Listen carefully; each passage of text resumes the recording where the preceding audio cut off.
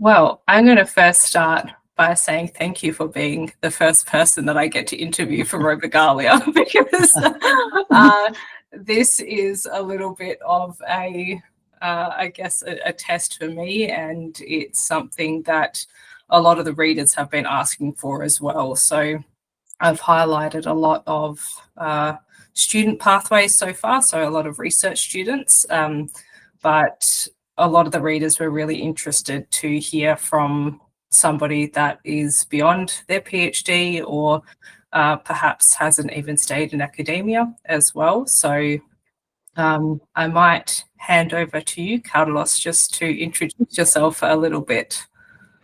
Good. Thank you for interviewing me. So my name is Carlos. I'm from Spain. Right now, I'm currently living in Almeria, in the south of Spain. So it's where most of the agriculture is happening. So a very good place for phytopathologists.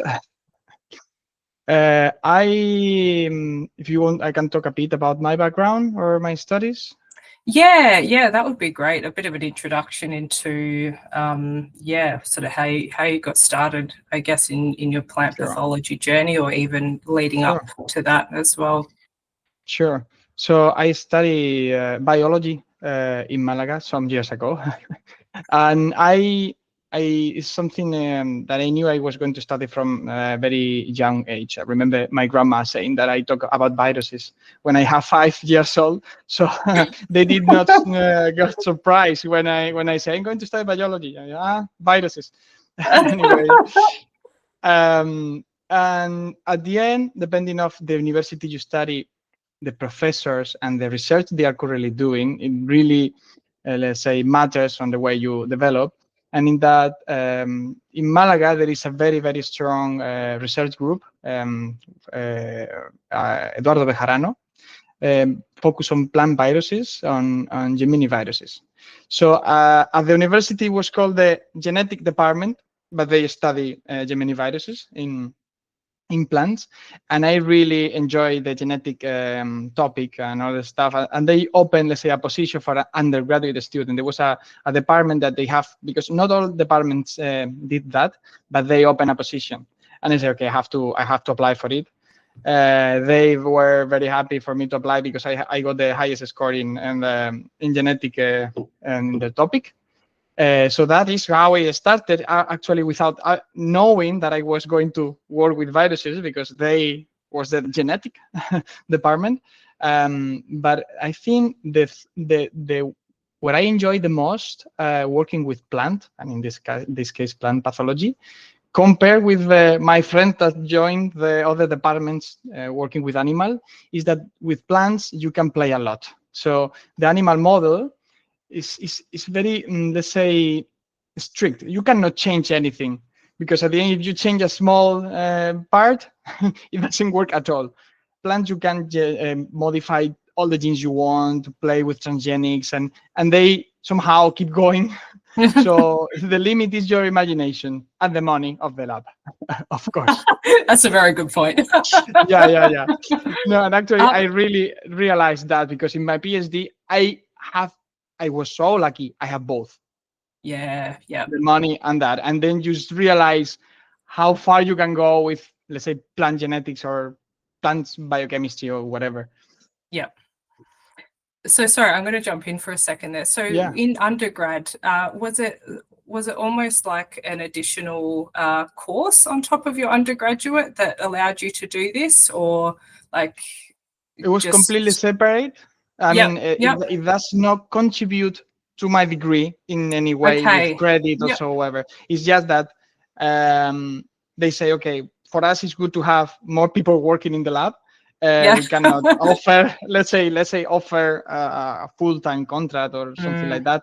But they train you, and at the end, I don't know how the studies are, let's say, organized in other countries, but in Spain, one thing that most people complain is, even after a degree, a bachelor or whatsoever, if you didn't do anything else, you don't do how to do, let's say, a proper job. You know a lot of knowledge. We know, at least in Spain, we have a huge, let's say, background. Like we know many things, but from a, let's say, book point of view, then you jump into the lab and you don't know how to do really anything. So I Yeah. really I think, so here was the degree was 5 years. Now it changed Years. Yeah. for 4 years because in Europe it's 4 years, but at the time I graduated it was for 5 years. So when I was in the third year, I was already looking at, I need to, let's say, learn something. I have to move into a department or something like that to get experience and practice. So they were just open to say, after you end your classes, you can come here. So we will assign you, let's say, a small project. A PhD student will, let's say, supervise you, and then you can go ahead. I remember I was working. I learned the first thing I learned was yeast to hybrid to Yeah. Wow. study protein interaction. Yep. Really useful at the at the end. It's not something that a lot of people, let's say, have plenty of experience, and it's a very powerful technique. Yeah, and it's something Um, that students might not learn until they actually get to a PhD level. So learning that at yeah, undergrad is hugely valuable. Yeah, indeed, to indeed. anything you would have done after. Yep. And So actually, yeah. I yeah, just no, wanted to say one thanks. thing I realized that is something that I'm very grateful for, and something that I would recommend to all the students, because most of the people when say, okay, I want to do a PhD, they are looking to big labs. They have a lot of resources, but when you have a lot of resources, you may lack knowledge on the basics. Because at the end, I know people for that did the PhD in very high labs. Everything are kits. You take the kit for whatever, you use it, but you don't know how that works. And the problem of that is that when you have troubleshooting, you have to do troubleshooting. You don't know what to do because Yeah, you don't have the basic. And in that lab, even the most basic reaction was I need to prepare the buffer by myself, understand each component, and do everything. And I realized that for a PhD, that is very useful. When you're going to do maybe a postdoc, then you don't want to waste time on that, and you go to a big lab to use all the kits and all the resources you have.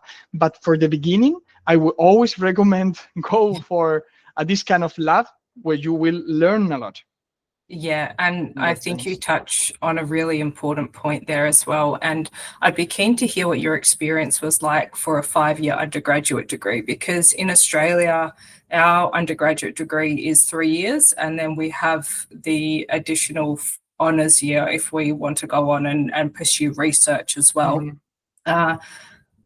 But to your point, I think there's a lot of those fundamental skills that are probably lacking in the undergraduate degree because there's only so much you can do in 3 years.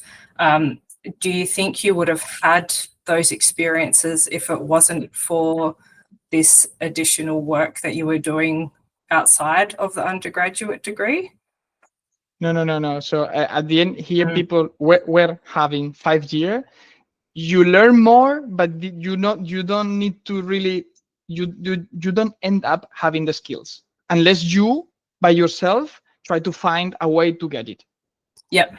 Yep. So it is true that compare when I was in the UK, compared with people from Germany or in United Kingdom, that the amount of knowledge that we have was massive.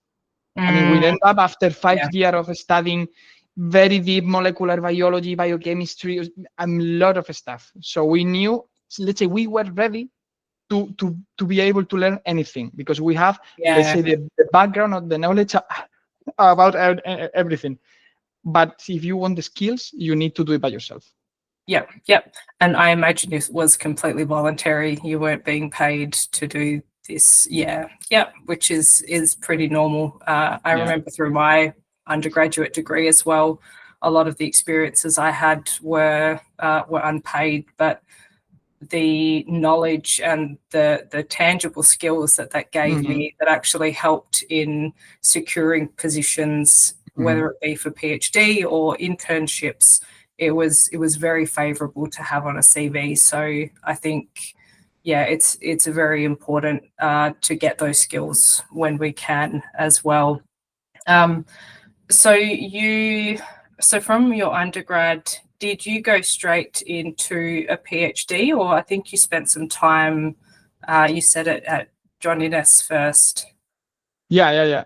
So during my bachelor, I spent a summer with one of these student programs, 2 months in the John Innes Center, and I applied to Saskia's lab that I was Yeah. working with aphids, and I had the opportunity to be there for a couple of months, and it was really, really relevant for me. I mean, it changed my perspective, how in other countries how they work, how they value your work, because this is something that in general in Spain people complain about. I mean, you are in a company or research or whatever, they don't value your work. It's like you are a slave, let's say, in the worst case scenario. Yeah. And I remember going abroad, and in the John Innes, everything say thank you for everything, and I say, wow, this is massive. I mean, they are saying thank you to me. I'm working. I mean, this is my job. Anyway, this is a small joke, but for me, it was really something important. Yeah. And I really did a very hard work that summer doing GIS2 hybrid. So that for them was very, very relevant. It's like undergraduate knowing GIS2 hybrid. This is not common. So you can do this screen in these 2 months. This project they have for me, thinking on undergraduate student, they don't have experience. Okay, this takes 2 months. I did it in 2 weeks. Yeah. So it was like, oh, well, they were impressed because I already have experience, and they were used to people that they don't have experience at all in the lab. Yeah. So this was very useful for me, because when I finished my bachelor, I remember in June thinking, what I'm going to do now? Okay, let's write Saskia. And I wrote a mail. I was in Madrid in summer. I wrote a mail, Saskia, I've just finished my bachelor. Do you think it would be possible for me to go back to your lab and work with you? Because I really enjoy that time in your group. And she replied me within the day and say, yeah, you are very welcome. We can do some trainee contract for some months, and then after that we'll see. So we see how we continue. So in September I moved to the UK, and I, let's say, spend that academic course with them. And after that academic course is when I got to choose, okay, I'm going to do the PhD, and where, because during that time I decided, okay, I'm going to go for a PhD, but Saskia offered me, do you want to do the PhD here in my group? We can apply for some scholarship and so on. But at that moment, by, these kind of things that happen once in life, a guy that was also from Malaga was doing at the same time the postdoc in the Sainsbury lab. And his name is Alberto Macho. And he published a science paper, a very, very nice science paper. So after that, say, okay, he was going to start his own group. He was looking from different universities.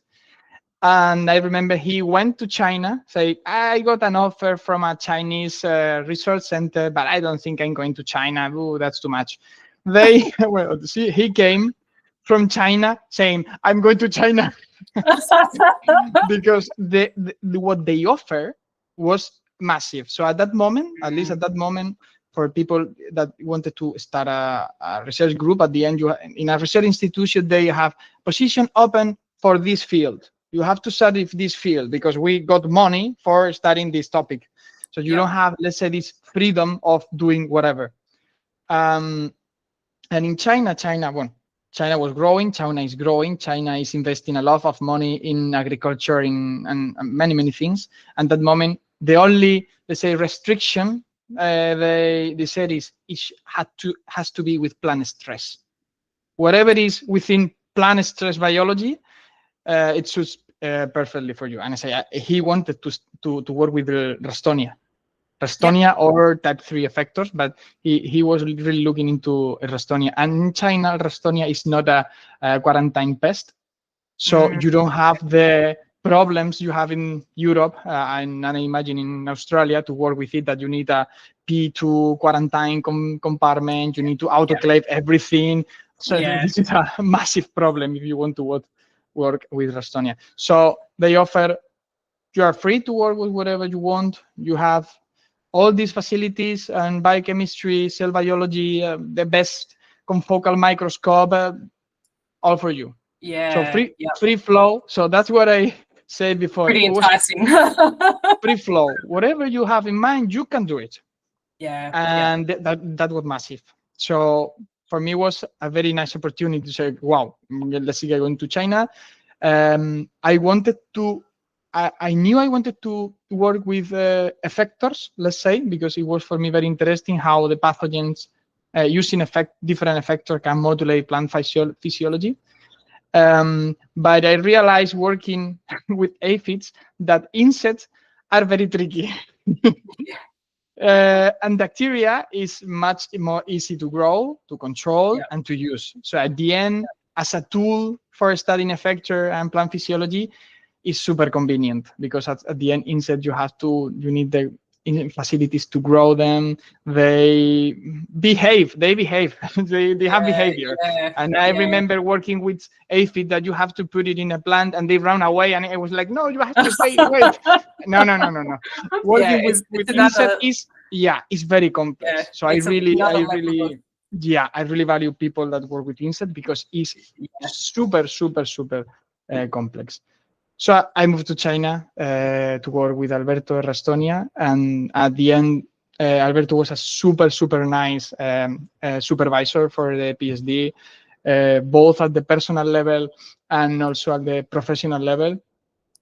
We could do whatever we wanted.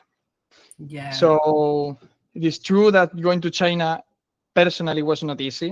Mm. It's very far away from family. It's a very different culture.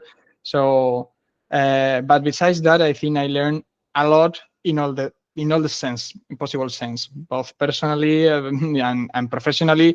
I think I try most of the techniques that nobody has the opportunity Yeah. to do using many areas. So I really at that time it was tough, but afterwards I say, okay, that was a very good, a very nice decision.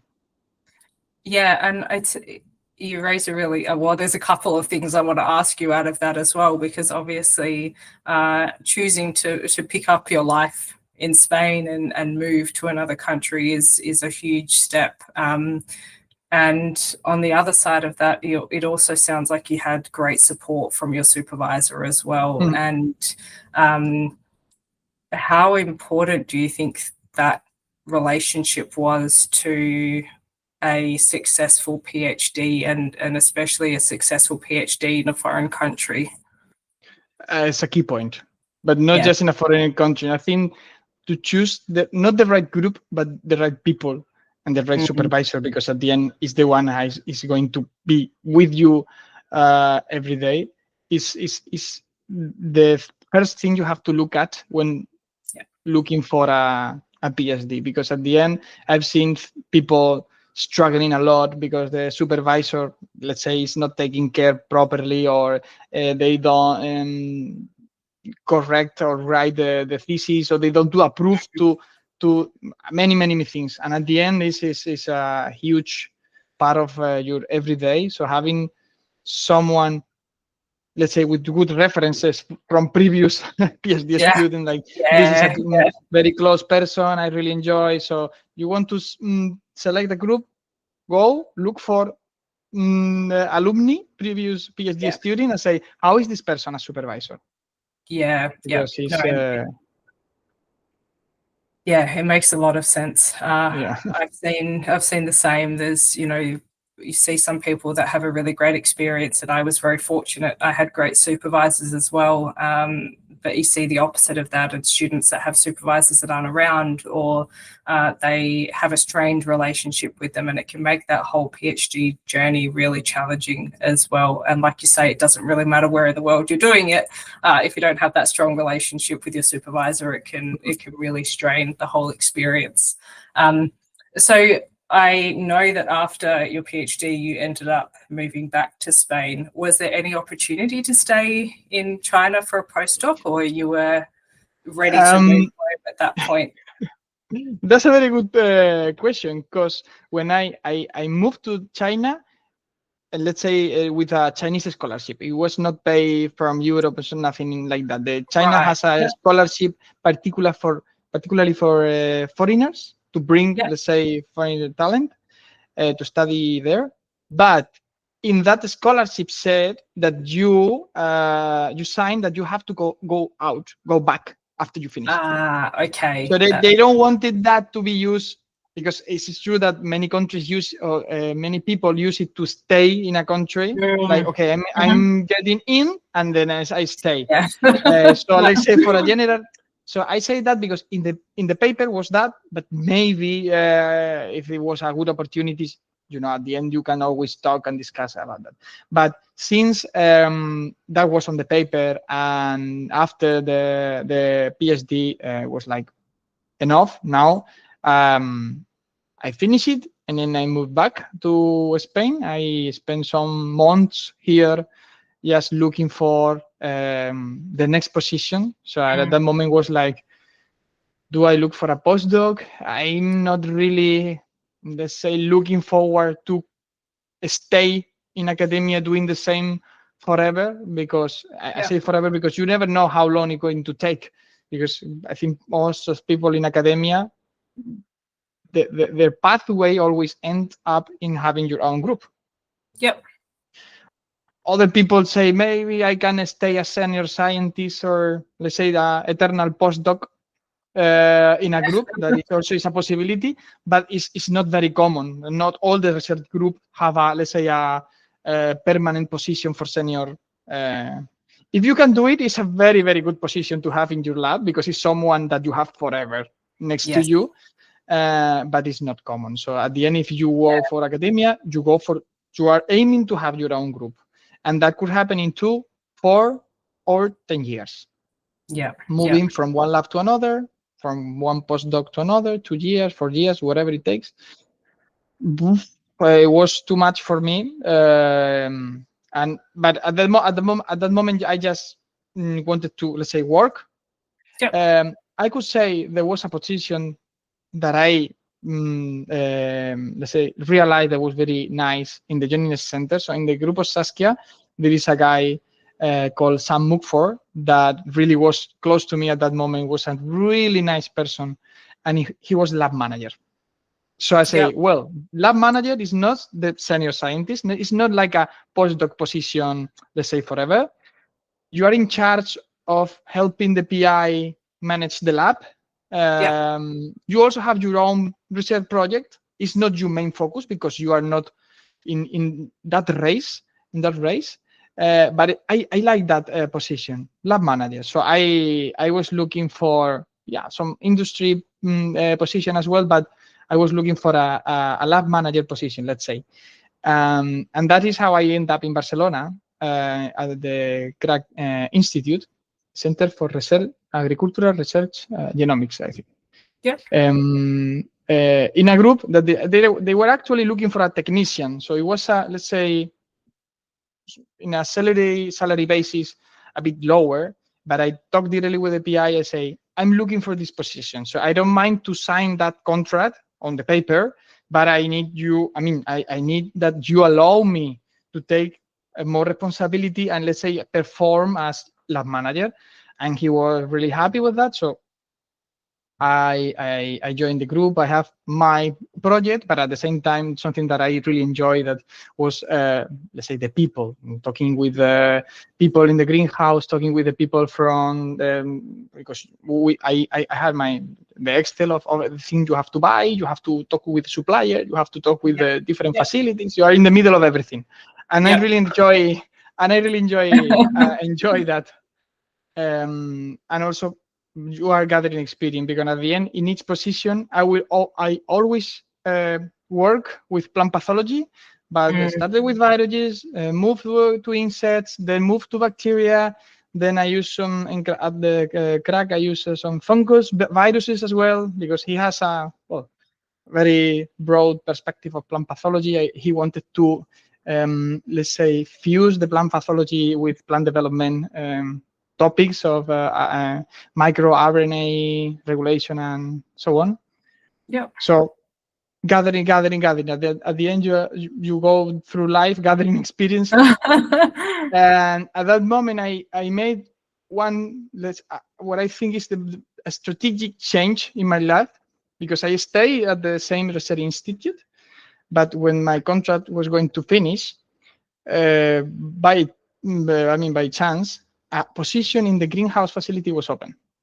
And then I say, wow, I get along very well with the people in the greenhouse facility. I love plants, not just from a academic perspective, but to take care of the plants. And I thought my profile would really fit in the greenhouse facility. So I moved to the greenhouse facility, and in this position, I was able to help all the different research groups in the center to coordinate and sometimes even develop the assays, because they come to me like, I need to do this assay. How should I do it? Where should I do it? What the conditions should I have? So at that moment, I got a lot of experience in that, let's say, trial development, trial design. Yes. Yep. Yep. And also, I got the agriculture knowledge. Yeah. Because I think that is the huge gap in plant pathology researchers. Yes. You are studying plant pathology, so you are working with plant, but you don't know how to take care of a plant. Yes. No, it's true. It's like it's true. Yeah. It's a huge true. gap. It's a huge gap. Yeah. And at the end, especially if you're a molecular plant pathologist, you're at a lab bench most of the time, and so if you're, like you said to your point earlier, if you're in a big group, you've actually got people that are taking care of all of these different aspects. So unless you have a group that's only a couple of people, you're probably not getting that hands-on experience. So yeah, you've got a very rounded out experience by doing this as well. Indeed, because at the end, the plant is your model organism. Yes. So, and usually there is a huge gap in the knowledge about the plant from the, let's say, agriculture point of view and research point of view. Yeah. And it was a mess trying to put it together. Even I will talk later about that, but even in the industry, in the seed companies, they usually have this kind of problem. I got people from the agricultural point of view taking care of my plants, but I'm working in research, and there is a gap. Like I don't know how to handle it. One knows perfectly how to handle healthy plants. The other one want to infect them and do maybe stuff with them. And then it's like the plant are dying. It's your fault. No, but you're using a virus, but you're not taking care of there. And then it's always a mess. It's always a mess. And at that moment at Crack, it was also a bit of a mess, because it's something that is rare to have. And let's say, focus on that. And this is something that was really, really useful for me afterward, to know or to merge these two, let's say, the research point of view, and the agronomics and agriculture knowledge. And I really enjoy that position indeed. Yeah. And so it was a couple of years that you spent at Crag before you then moved on to another position. Is that right? Yeah. And the next position was the jump, let's say the last jump to industry. That was a very, very nice story, because at Crag, as I said, I like people. I like to be in the middle and know many people. I was a guy from Almeria that I was very close to him, and say, there's a company, a very good company in Almeria that just opened a position that is exactly for you. And say, oh, really? And I didn't even know that company at the moment. Okay, and actually, Reichswan is the first the first in Spain seed company, the first in Spain, and I think it was, at least when I joined, it was the number 4 at the globally. I don't know now how the sales are going in Reichswan, but I mean it's a really, really important company. It's just after Syngenta, Bayer, and these huge companies, Reichswan is really relevant. And they were looking for a phytopathologist. And I say, wow, it's really a really good position. Also, if you compare salaries and job conditions from industry to academia, there is a huge difference. Almeria is 2 hours away from my family, so I would be close to my family, and I say, okay, let's apply for it. It was at the beginning of the COVID story, so it delayed everything some time. But at the end, after COVID, let's say, almost ends, I went through all the interviews because Rijkswan makes, let's say, a strong interview process to know the person. So they are like, they call, let's say, themselves people company, and they make a lot of efforts on finding the right profile, but not just academic, but mostly in the person, let's say, in the personal lifestyle and how the person is. So that is something that I really love at that moment. I say, okay, this is my place, and I was lucky, so I moved to Almeria. And then in the phytopathology, so seed companies at the end, they have like major, the commercial team selling the seeds, the R&D team with the core of the breeders doing all the plant developments, all the line development with all the traits and so on.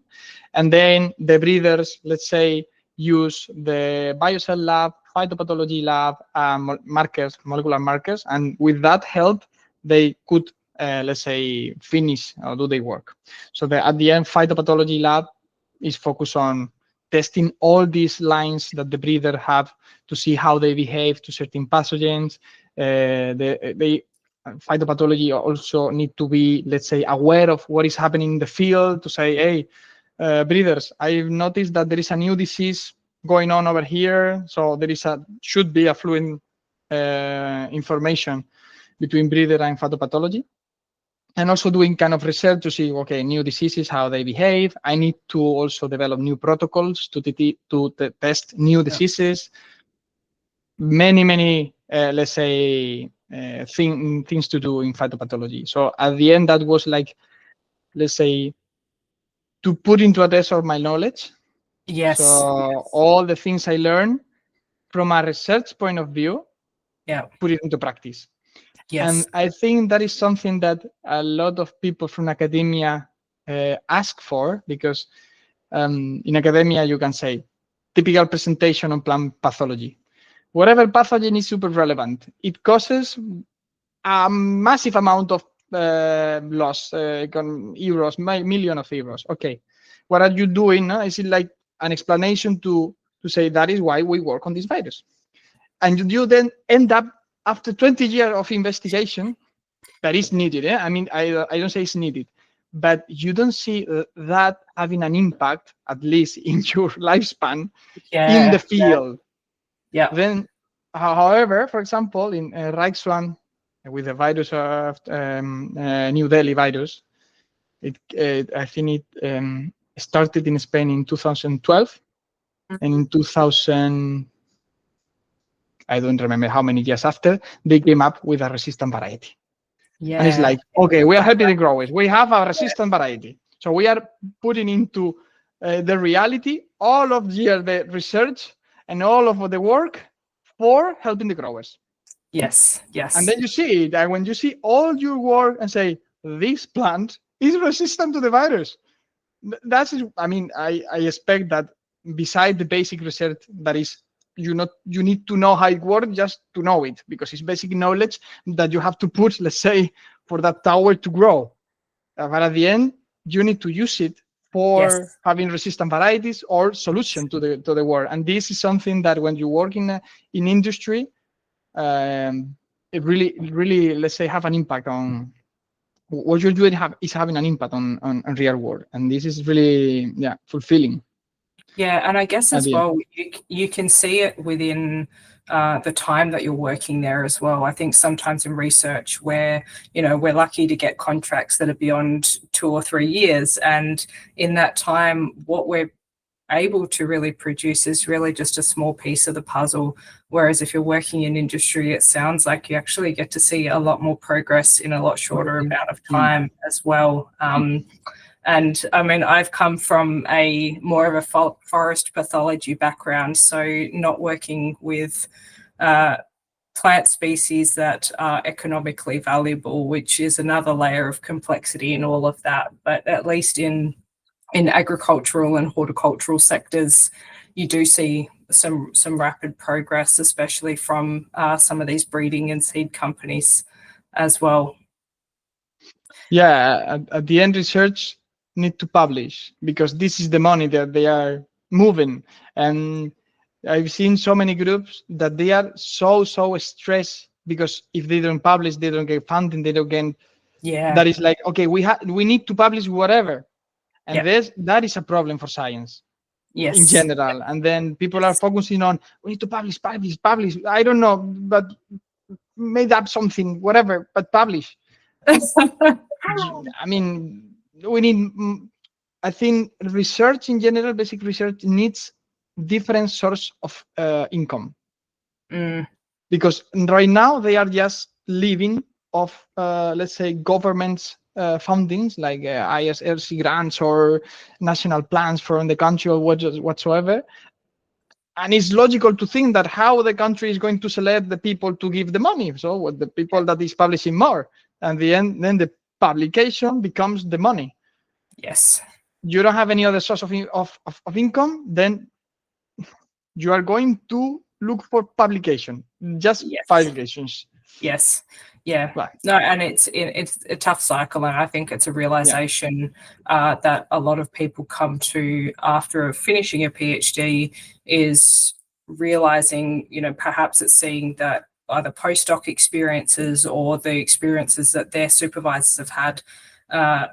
Everyone's always scrambling for money, and especially in the plant sciences, it's a challenge to secure funding and to continue getting it as well. And it's unfortunate that it's sort of seen as a step away from academia might not be not as glorious. I don't know the right word for it. But yeah, I think looking at your experience, it's a really great example of a couple of things. Firstly is being able to bring together a lot of different experiences, and you've built on different experiences throughout plant pathology to then go on, which I will talk about in a second, your company now.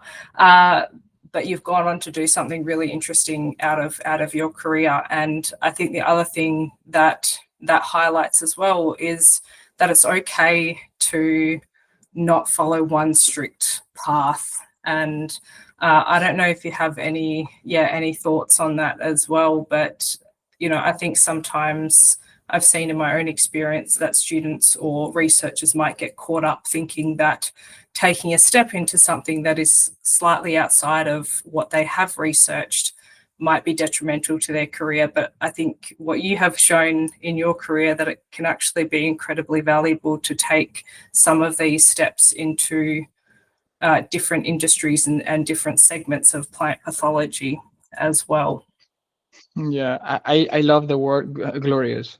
Because indeed it takes that feeling of what is happening, I think, in academia. I remember in my bachelor, a professor I have, a biology professor in biology, that said the medical professor, so in the medical facility, they are flying a quarter over the ground. Like they feel like the angels, that they are superior beings, and biologists were like, okay, we are in the ground trying to help everyone. But I think in the research part with the industry happen a very similar part. Like, if you feel you are a scientist, I'm a researcher. If that sounds really sounds superior, or at least I think a lot of people feel superior beings, or morally talking, because they are researchers. They are the more important part. And actually some even complain that for being the more important being on the earth, they are getting paid very low salaries. Anyway, and then from that moral point of view, they say, if you mean, you are at the, let's say, at the God, where the gods lives. So you don't want to leave it. You don't want to go. Everything beyond that is worst. Yeah. And then I've heard from PIs talking about people that jumped to industry. Oh, it was a pity. Was a good guy. Like he's dead or something like that. I mean, it's like it's a lost. So they consider Rest it in a peace. loss. Yeah, yeah. Yeah. I remember because for me it was a really, I mean, it impacted me a lot. The sentence Mm, was, it was a pity. He was very yeah. good. Interesting. And it was like, yeah, indeed, he's very good. And now he's applying, let's say, all the knowledge and I don't know how to call it. He's applying everything in a company, Yeah. whatever. I mean, it's like people that leaves the work to, I don't know, to go to a farm because they love to be in a farm environment. It's like, Yeah. it's not, at the end, there are different choices. Your value as a person doesn't, it's not defined by your work. Yeah. And a scientist is not better people than industry Yeah. people, let's say. And I think you hit on something really important there as well. And I was actually on a call. I was chatting to someone, one of the Robogalia subscribers, earlier in the week, and she was describing her experience in the United States, how she has taken on some more technical roles after completing her master's, and how that wasn't regarded as, uh, as well as somebody that was working as a scientist in the lab. But I think what is very undervalued, and I have seen it time and time again, I've seen this with people that work at the University of Sydney as well, is that there is an immense amount of knowledge that the technical staff also hold as well. And exactly like what you're saying. And I'm really excited to sort of dive into your company now and your startup, because it really, to me, highlights all of the knowledge and experience that you gained working as a lab manager and the greenhouse coordinator. You had knowledge that the scientists didn't have, and you were able to implement that to create better experiments. And now you're actually using all of that experience in your company as well. So I don't want to belabor Indeed. the point, but I would love, for you just to chat about your startup now as well, Yeah, yeah, because yeah. it's really exciting to hear about it. And I think everyone would love to know what it is and what you're doing there as well. Sure, sure. I mean, I'm something that I'm really happy, and I think that is the key point, to have the knowledge, or not just technical, theoretically, but also to make it into, to bring it to earth, to earth. So at the end, I was at Reichswan. Reichswan has, let's say, a global strategy. All of the after some years, it changed a bit. It didn't, let's say, mimic, or I wasn't very happy with that, and that was the trigger of thinking, okay, what can I do? Should I move to a different company, or what should I do? And then the idea came up with my partner to bring all this knowledge for the service of everybody. Why I say that? Because at the end, Rexon is a very big company. The big company has enough money to hire many people. To hire a PhD is very expensive. Mm, That is not something. It's not something that all the seed companies, or let's say even the growers or whatever, can do. So at the end, all this knowledge and experience are gathered in a couple of companies, and is stuck there. It's not. It cannot be used for everybody else. So we say, okay, let's put into the field our services, and the idea right now, because first years is a bit of, okay, I have an idea, I have to bring it to the field. I don't know how people is going to receive it. yeah. Maybe nobody wants to work with us. I don't know. It was really tough. It's something to start. I really, after this year, I really value all the entrepreneurs that start their own business. Is scary, is difficult.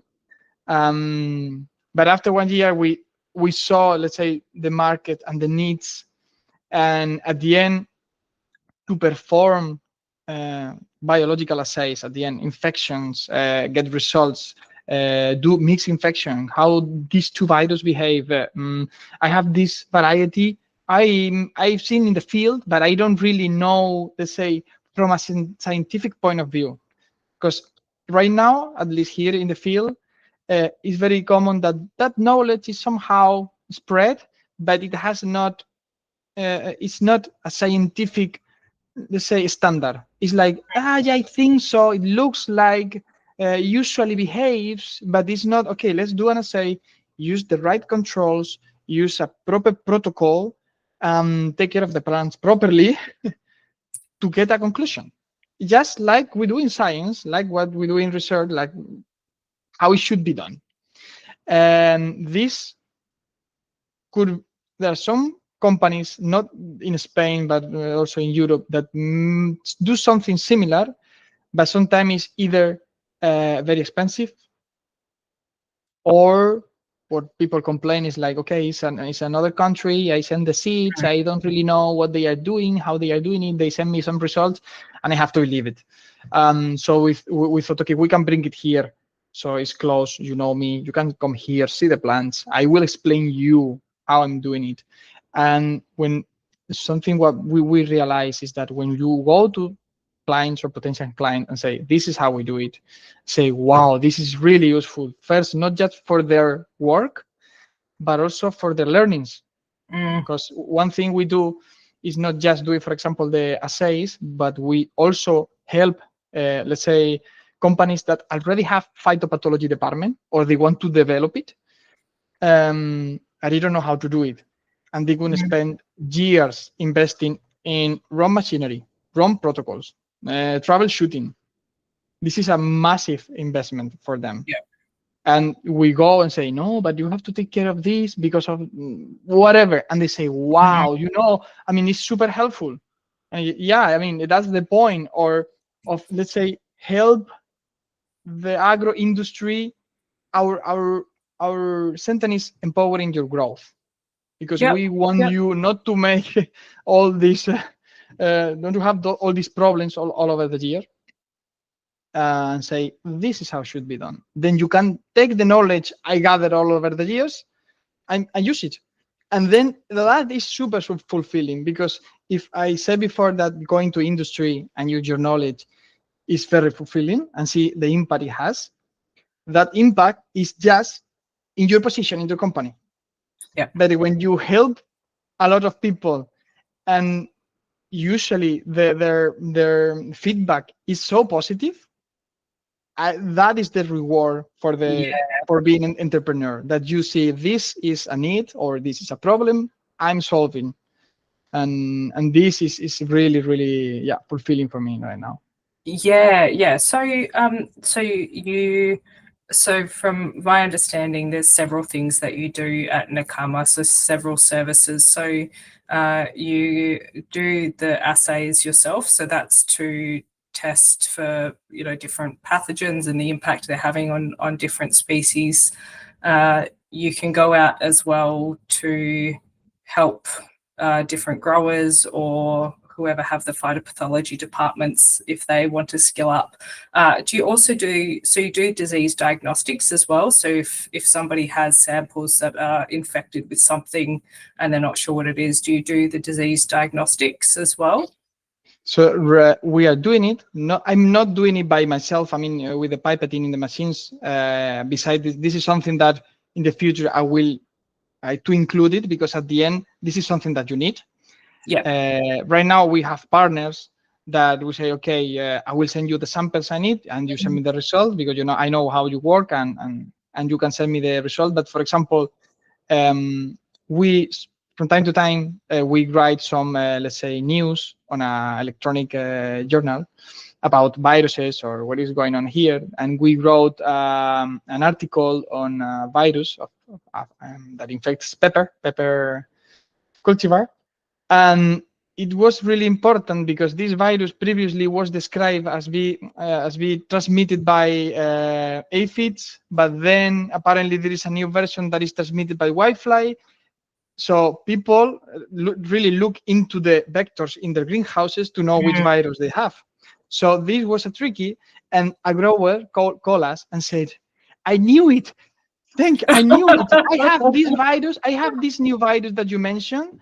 I didn't have aphids. I sent the samples to the, let's say, government facilities, and they told me I didn't have anything. Yeah. Because they were looking for the already known virus, but no new viruses. So after 2 years, they realized of that, they include that, and then now they are diagnosing it. And he called us so happy because he said, I knew it. It's And for vindication. example, yeah, we gave a talk recently in which we explained this issue that we said, if we are looking what we already know, we are missing the new things. So if you do a PCR with your primers for certain virus, it's impossible to find new viruses. So that is the strong point on the high throughput sequences and the new generator techniques to massively sequence everything and see whether there is something new. And for example, another grower called us a month ago. I have weird symptoms. Could you come here and help me? So we went to the greenhouse. We saw the symptoms. Indeed, they were weird symptoms. We couldn't really say, wow, did you have this for sure? Most of the time that is impossible, but sometimes you have an idea. But didn't look like, let's say, agronomic problems. So we took some samples and we sent to this lab, and we said to the grower, in this sample that we use a kit for many viruses, doesn't appear any virus. But if you keep seeing these symptoms and that start spreading, then call us again, because this is not something that we are going to. Usually for growers, we don't. It's not our source of income. It's that we want to help growers. Indeed, for example, this PCR for all these viruses, the grower pay the PCR, but not our services, just the cost of the PCR. But in this case, we say, if that is having, let's say, a disease behavior, call us again. That is something that we are not going to charge you for nothing, but we want to take samples, and we will pay the high throughput sequencing because it could be something new. Yeah. Yep. So we wanted to be not just with the seed companies and so on, that is, let's say, our main income source, but also with the growers, first to help because they are completely alone. So after all this, let's say, production chain, they always said, I get paid, I don't know, 0.3 euros per kilo, and you are buying it 2 euros a kilo. Yeah. What is happening here? So the regulatory restriction for the phyto, for the chemicals, for the everything is very strict. So they are struggling a lot. Growers are struggling a lot right here. So our point was, for growers, we don't want to get money. We want to help growers. Of course, I mean, I don't want to lose money. So if you want to do any test, I have the contacts. We can do it. But what we want is to help. But also, this is really important because grower is the first layer that they are gonna detect the new viruses. Yes. Yeah. So in this case, for the pepper, the grower says there is something weird. They know they has huge experience, massive, but sometimes they don't know what is happening. But they have an extremely good eye to say this is not normal. Then see if you are close to the growers, then you can say, okay, you don't know what, but you are the alarm that I will take it, and then I will continue. And then at the end, this is very important because a rapid detection of something new can lead to new measurements and then block it. Yes. Otherwise, you will realize when it's everywhere. Yes. No, definitely. Yeah. And it's, it kind of goes back to what we were saying before as well, that, there's, we've got all of these different knowledge holders, and the growers are one of those as well. And it sounds like you have a really great relationship with them, and that they can come to you and tell you what's happening, and you listen to them as well, and you understand that they have some knowledge that nobody else would have as well. And we've seen it in Australia only recently. We've had in Victoria, there was an outbreak of the tomato brown rugose virus, which I believe you have there as well, and it's been problematic. And there was also a potato virus down in Tasmania that was found on one property, and now it's been found on several. So these things can be present for a really long time as well before they're picked up, and then all of a sudden they're everywhere. So that early detection is really important as well. Are there any sort of national surveillance programs for plant diseases in Spain that you know of? The regulation is very strong for that.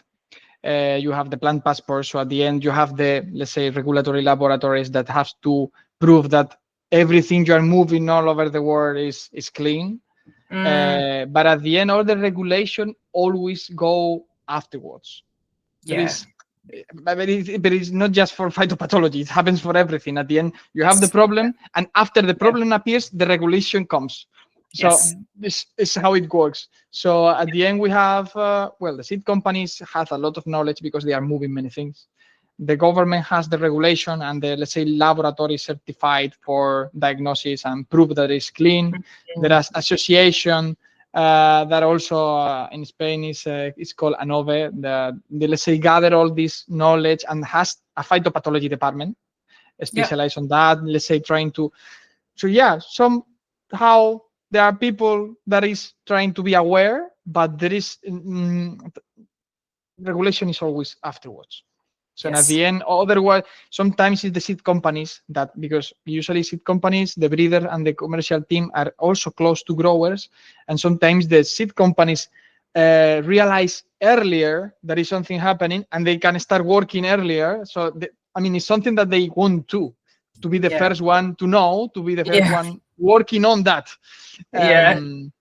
But these things happens. And the point that is something also very relevant is that so new mutation could appear and new viruses or recombination could appear, but usually the main problem is, at least for Spain and for other countries, is that a virus that already exists somewhere else is coming to your country. So it's not completely new. So if you are aware, what is happening in Italy? Okay, new viruses in Italy. You can be sure that within a year you have the virus. So you can start screening all over your territory. Well, it's a really interesting problem to have because Australia has been quite fortunate. I mean, it's not always a good thing that we're so isolated, but it at least means our borders are a little bit stricter in terms of what's coming into the country, and even between states. There are quite strict biosecurity measures as well, and Australia is obviously very large, so it takes a while for these things to happen. But I imagine it's a whole different ballgame in Europe where you've got borders so close to each other and there's a lot more movement within the EU as well. So it would, but then at the same time, you can tap into those networks as you can be fairly certain if something comes in, somebody else is already working on it as well. Yeah, indeed. Australia has a geographic advantage in that sense because the rugose, for example, I remember at the break when it appears, we had a machine to test and analyze the air, and the rugose was in the air. So at the end, just to be nearby, you can have winds or whatever that move everything, tests happen the same. There are some mites that could be on the air floating for whatever days. So being far away in that sense is very good. So I am very naive when it comes to viruses. I've spent all of my time working on plant fungal pathogens. So you can detect viruses through air sampling as well, by what it sounds like. So this is something this for rugose, and another virus. This is from the same family, tovanovirus, but in this time from cucurbits, CGMMB, that also was in the water. So there is now a lot of effort in, let's say, establishing these protocols to test more water, because water is more common and used, because if you have a contamination in somewhere else, you need to know it in some part of the pipe, no? But the air was irrelevant, and it's a machine to, let's say, it's a filter that is passing air through, and then you can take the sample and say, okay, do I have it in there? Because one of the things that happen is, if I have seeds that I want to send to Australia, I need a passport that says that they are clean. So the seed at the end, when you have the tomato, you have to dry them. You have to dry them in a machine that is throwing a lot of air to the seeds. And what we realized is that the seeds were clean. I mean, were coming clean from the cultivar, but then in the drying process, they got contaminated with the virus. And then when you test them, you got a positive. You cannot send them. Then we need to move all the drying machine to a space with filters and so on. I mean, at the end, it's very tricky. No, and it's true for so many pathogens, isn't it? We have all of these different measures to try and control the spread, and there's just so many different pathways of infection as well. So it's a really challenging problem, and especially if you're working in glass houses as well. I can imagine that things spread pretty rapidly under glass house conditions as well. Yeah. You have a field. I mean, it's like a growing, a multiplication. So especially for pest, if a pest enter into the greenhouse and you don't control it quickly, it's explosion. Yeah. And it's people here with here is very famous, the Trips parvispinus, that is destroying the pepper cultivars. And if you don't control it quickly, maybe you have to throw away all your investment on that campaign, because and those are thousands of square meters of peppers that you throw away. It's massive. It's very problematic. Yeah. No, and you can understand as well why some growers are potentially reluctant to be open about having an incursion of a pathogen within their glass houses or their farms as well, because usually it means destroying everything that they've invested in. So it's well, I guess a little bit of a less sciencey question for you as well, but I'm curious to know what your experience was like diving into just starting a business. I don't think I don't think everyone thinks of scientists as being entrepreneurial. So was it self-funded? Did you get funding from anywhere, or did it start part-time, or did you just dive straight into it with this idea? No, we got some help. Let's say we found some help to start, because the idea, we jumped internally. It didn't, let's say, merge with the job. I think it's something that we have to always remember, not just for phytopathology, but you can always, if you have a good idea, try it. But when we were thinking on, okay, we want to set up this business, how do we do it? No idea. Directly, no idea. Because I mean, you are all the time working for somebody else or doing research. Even legally speaking, it's super complex. So we end up finding a group that was helping people in, let's say, a training, fast training course. It was 2 weeks for the fundamentals of what you have to take into account. So at the end, you do a bachelor to do research. So it would be really advantageous to have some kind of training before starting a business, because one of the things that the professor said is was 90% of the new business close after 3 years. But actually, most of this, let's say, failure, because it's not a failure because you learn a lot, but most of these cases are because they did not take into account certain key points. So it's like now we are helping another people for the phytopathology department with the knowledge. If you get some very key points at the beginning and you say, okay, you have to take this very clear and this, then let's say the percentage of probability reduces a lot.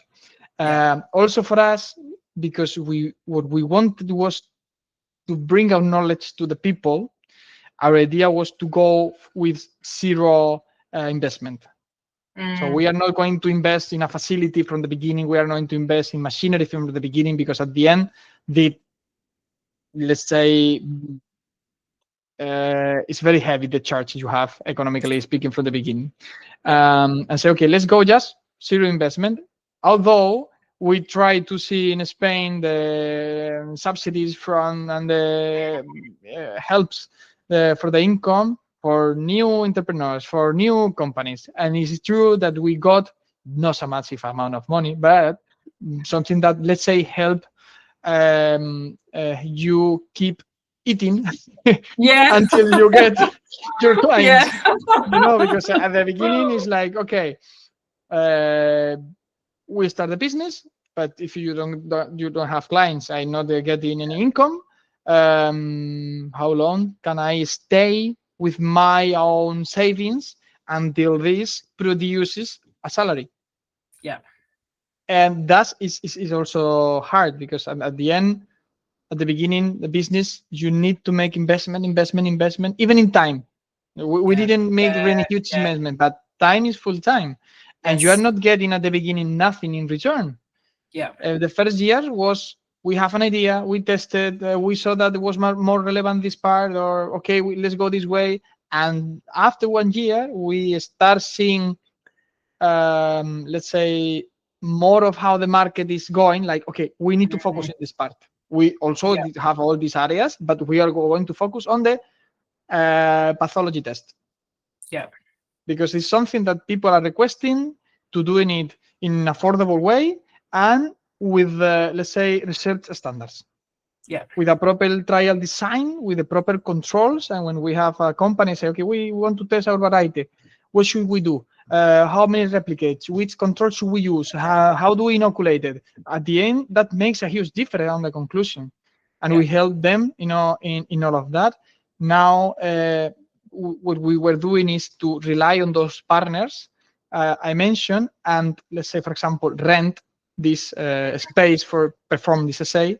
Now we wanted to move into renting a full greenhouse for us, because that is something that I really like, in the sense that I don't, right now I'm relying on somebody else to do what I need. So Yeah. that means, if I want, I'm a very, let's say, critical person. I say, no, this should be very, this is very tricky. You need to do it so many times per week or whatsoever.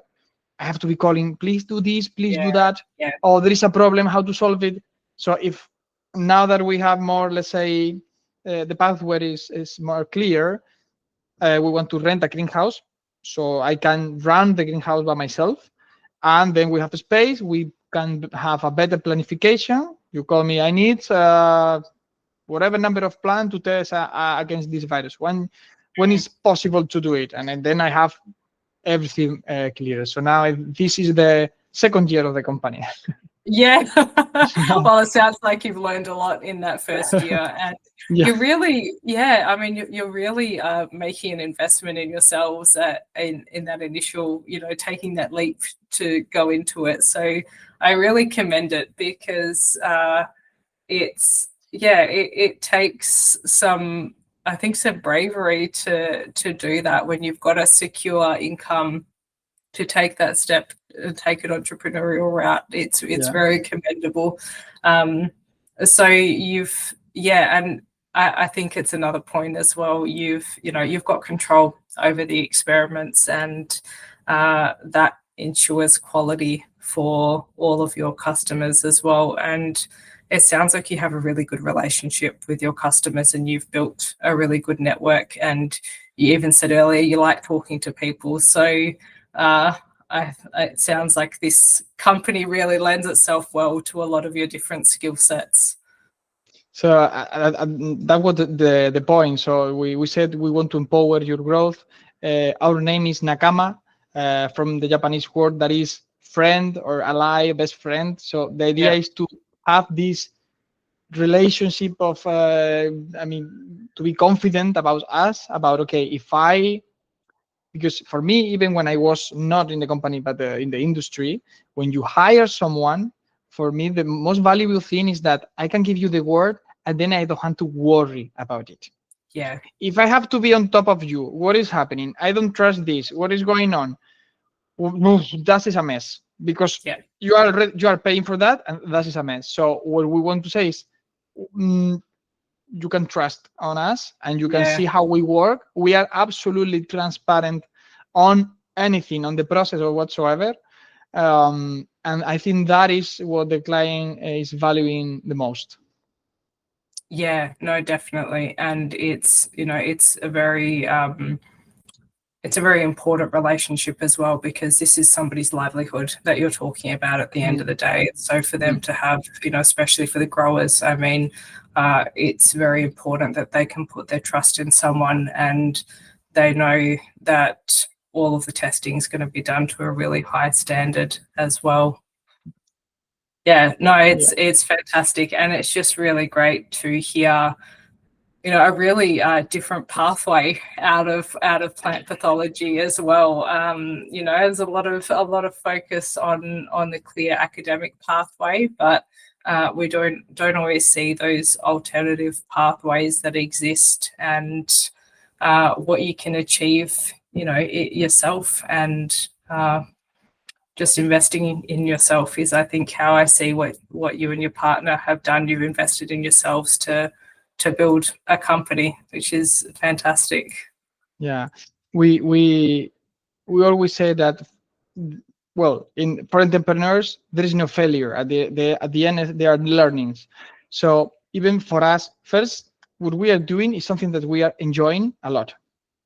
But even we thought at the beginning that, I mean, at the beginning you never know what is going to happen. I said, Yeah, even if this is not working or it fails, what we have learned is massive. So that is gives you, as a person, as a professional, a huge value. You have yeah, tried to start a business, so that you have to learn about legislation, about economic, about strategic, about marketing, about massive knowledge. And then that, if I say, I mean, after 5 years of the company, I'm fine. I want to go back to my yeah, previous, let's say, pathway. Then you, it's not that you stop this pathway and start this. It's a continuation, and then you get a lot of value, and you can maybe join as manager because you already yeah, know how to run a company. yes, yeah, definitely, you definitely, can yeah, you can apply for manager position. yes, yeah, and all So of those skills, yeah, they're incredibly valuable for different positions yeah, down the track as I well. I No, really like well, what you say is it's an investment in yourself. yeah, it is, and I see that a lot in a lot of the readers of the newsletter are at either PhD or master's level, and it can be a really challenging time because you're not getting paid very much to do what you're doing, Yeah, and it could feel like you're not sure why you're doing it as well. But I really see it as being an investment in ourselves in doing that, and it does it takes guts even to do a PhD program. It's not an easy thing. So yeah, it's just nice to know that there's different pathways out there for anybody that's not really sure what that next step in their journey is, especially when a lot of us are just contract to contract. So it's been, yeah, very inspiring being able to talk to you today, and thank you. yeah, no, it's true, and thank you for taking the time just to give us some insights into what your career has been like, and where that's led you to today as well. Thank you. I really enjoy talking with you today. Yeah, it's been wonderful. Well, thank you so much, Carlos. I think I will leave the interview there unless you had any parting words. No, I mean, final word is like, if anybody seeing that is somehow interested any question about this testing, because at the end we are open also to collaboration with Research Institute, or we have the possibility here in Almeria that is a very strategical point to test actually anything that could be tested here in lab condition or grower condition, and even products, or how these behave somebody somewhere else. So it's just somewhere else you can leave my the link. Yeah, definitely. So I know. yeah.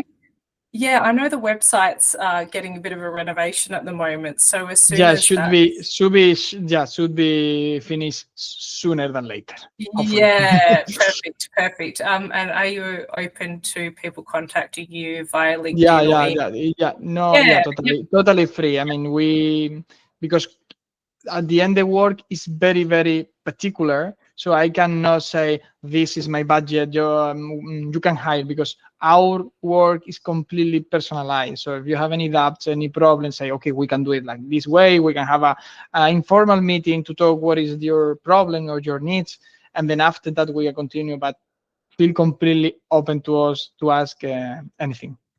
yeah, perfect. Well, what I will do when I do post this online, I will provide some links and all of your contact details and a link to the newly renovated website as well. Wonderful. Thank you. All right. Thank you so much.